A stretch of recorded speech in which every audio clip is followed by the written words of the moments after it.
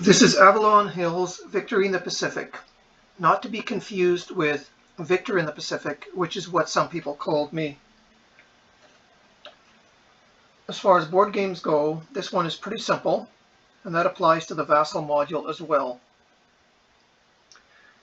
This is a crude, ad hoc introduction to the game, done in part to create a placeholder for the text file below. I have only limited ability to make videos right now. In particular, cannot show the reinforcement charts, so I placed the turn 2 reinforcements on and around the map. Here for the British, here for the Japanese, and here for the Americans. On turn 1, the Allies have only 5 units that can move freely. That's 5 cruisers, this guy, 2 more. So let's look at the starting forces. The Americans have 8 old battleships on death row. The Japanese have 10 capital ships here. The British have these guys. That's Force Z, Z for Zunk. The Americans have 5 fleet carriers available. The Japanese have 6 plus 3 little ones. The Japanese have 6 air forces. The Americans have 2. One here, one here. The Japanese have a submarine presence.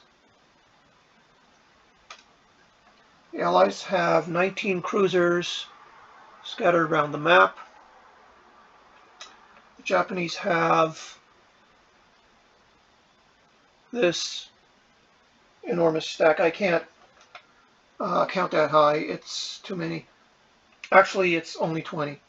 So while it may seem that the Japanese have an overwhelming material advantage, they don't, not really, and it's other factors that make them so strong. Note on American carrier groups.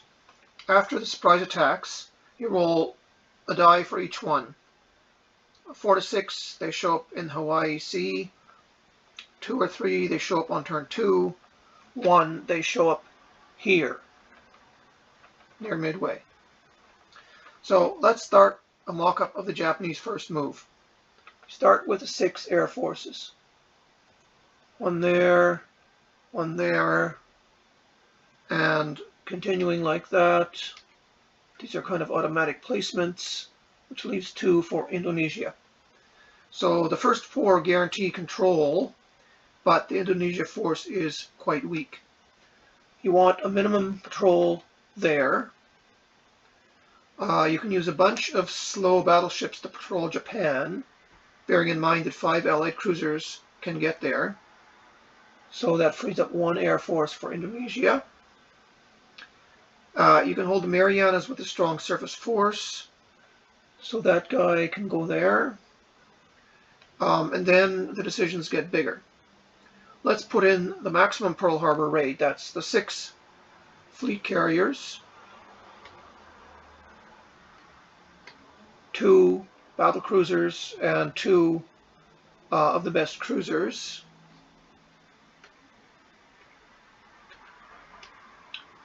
And all the Pearl Harbor force, those are raiders. And second major decision, let's sack Midway immediately and hope to catch some carriers there. So, a couple battleships, a couple more battleships, actually. Battleships there. Carriers, small carriers go there. And the Marine invades. So we don't care much about sinking British ships, so nothing more goes to Indonesia. Now the Allies could cheat and roll all 6s in Japan or Marianas, but we can't play like that. So those are all the forces we commit there. And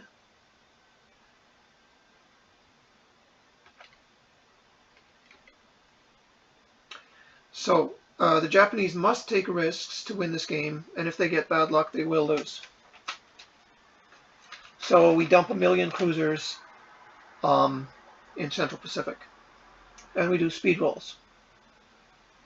All the die rolls, you'll see them up here. You don't have to use these dice. You can use your own dice or whatever. In any case, the Haruna makes it, the Hiei makes it, the Mutsu makes it, Nagato makes it, and of the carriers, one fails. Now, the Allied free moves, 5 cruisers. Japan and Marianas are suicide unless you're cheating. Observe what happens. You could actually patrol with 2, but 2 are raiders. All right, here we go. Round 1, Japanese roll. That's 4 times 4.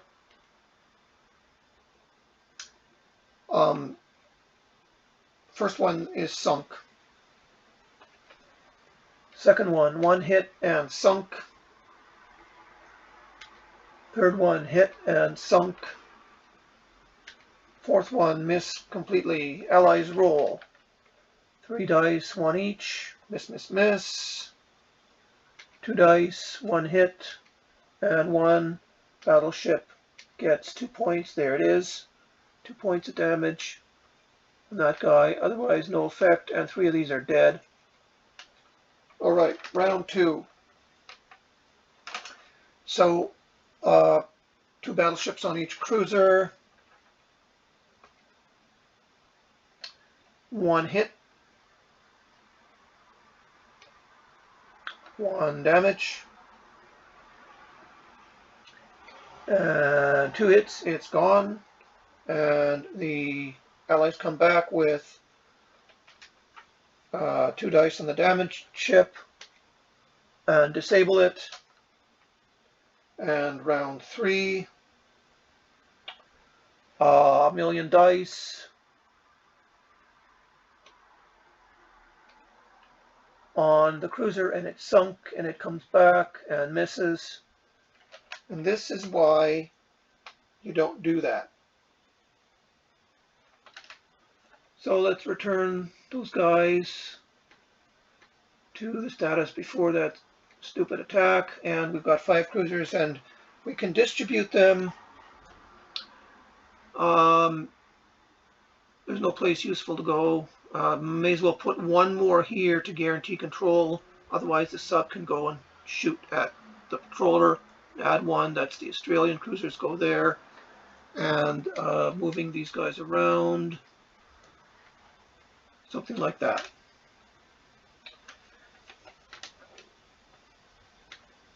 And starting the Indonesia raid. So the idea being that we want to sink those 2 ships and maybe blow up the Air Force.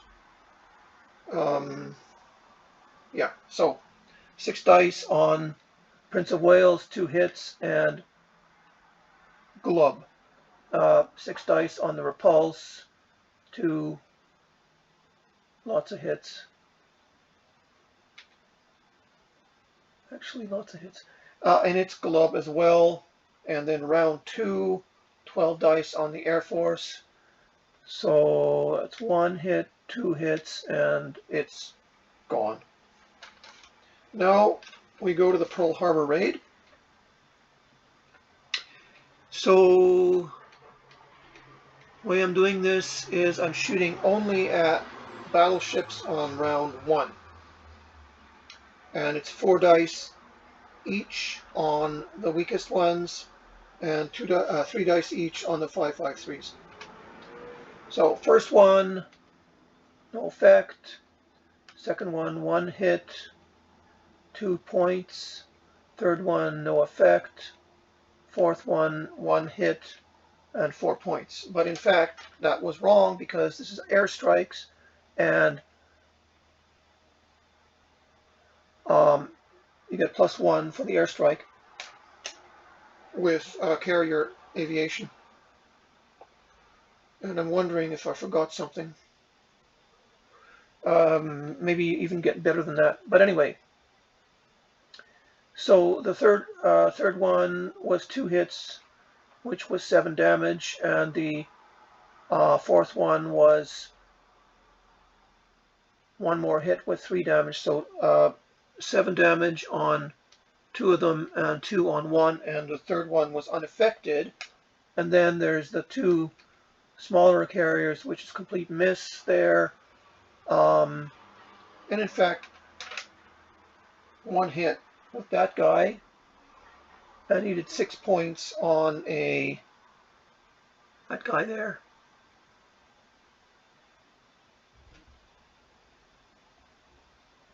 West Virginia took 6 points and is also crippled. So 2 crippled, 1 damaged. Sorry, 3 crippled, 1 damaged. And we're on to round 2. And what I'm doing now is I'm going to ignore the cripples. 1, 2, 3, 4 undamaged battleships will take a fleet carrier, and the 2 cruisers will be hit by the smaller ones. So let's rearrange these things.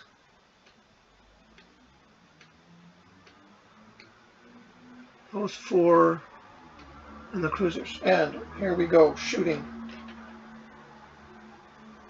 3 dice each on the cruisers. No effect on the first one. 1 hit on the second one for 1 damage. Then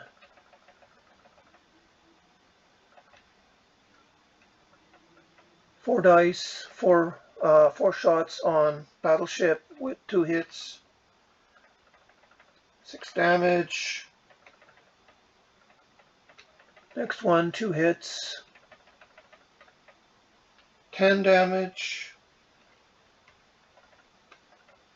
1 hit, 2 damage.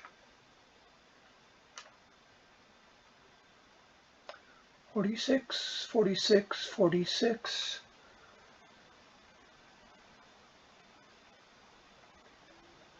And 46, 1 hit, 5 damage. All right, allocating damage.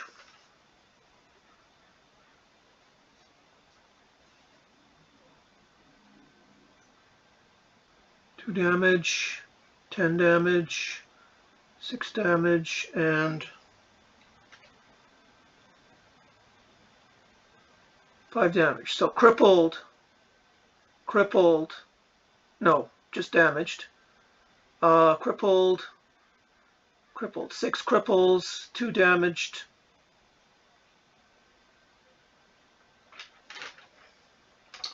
All right, and that seems about average for the Pearl Harbor raid. And now we get to the big question. Should the Japanese stay?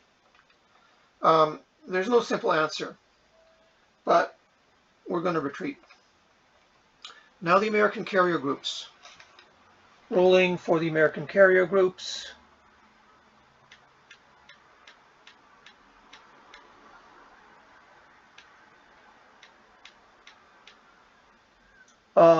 So 4-4, 5-2. So Saratoga shows up on turn 2, and everything else is right there. Saratoga joins the turn 2, reinforcements, everything else showed up there. So that's this. And if the Japanese had stayed, it could have been the end of the Japanese Greater East Asia co-prosperity sphere right then. Anyway, the sub shoots. Japanese sub tracks American carriers. for the first 5 or 6 turns. And it rolls a 6, and this is shooting at the Enterprise, and 3 points, and goodbye Enterprise. No! And we sack midway.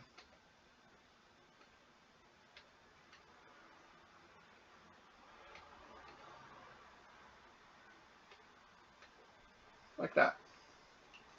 Now we go to control. Everywhere Japanese have patrollers, you put a Japanese flag, etc.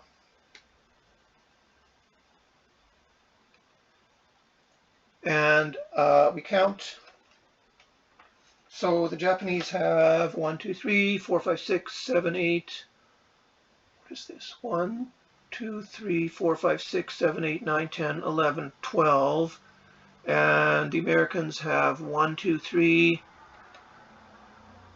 4, 5, 6, 7, 8. And so that's +4 for the Japanese here. Standard turn 1. And that almost completes turn 1.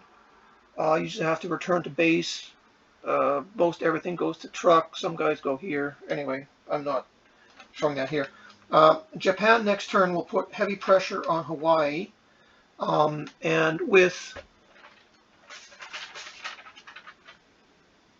the Americans are probably going to have to run away. They just can't fight the Japanese force yet. So damaged, almost dead.